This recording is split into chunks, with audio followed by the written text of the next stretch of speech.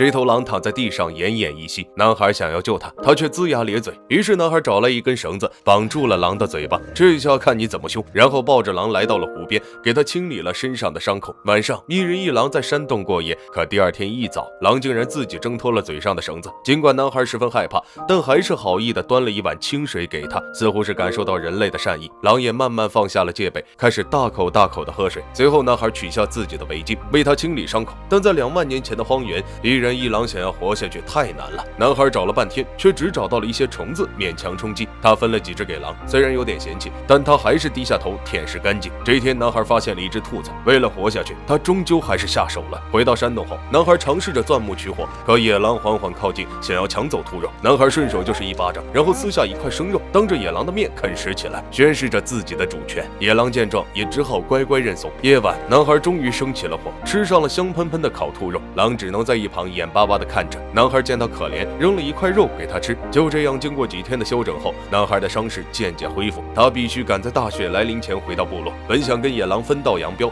可任凭男孩怎么驱赶，野狼都坚持跟着他。于是这对人狼搭档相伴，开启了他们的归家之途。男孩还给他取了个名字，叫阿尔法。在路过一片山谷时，嗅觉灵敏的阿尔法发现了野猪，他立刻冲了上去，把野猪向男孩这边驱赶。但因为没有捕猎经验，男孩实在下不去手。阿尔法无奈地回过头，更加确信主人似乎就是个废物。但后来的日子里，他们逐渐形成了默契，成功捕获了一只兔子。可男孩却抠门得很，自己把肉全部吃光，只分给阿尔法一点骨头。可当男孩睡着后，阿尔法乖巧地依偎在他身旁，用自己的体温帮他驱散寒冷。早上醒来时，阿尔法还会不停地叫醒男孩，可他身上实在太臭了，于是男孩便带他来到湖边，畅快地洗了个澡。阿尔法还抓到了一条大鱼，一人一狼的情谊越来越深。这天晚上，他们正享受着美食，阿尔法突然起身，做出防御姿态。原来不远处的一个狼群盯上了他们。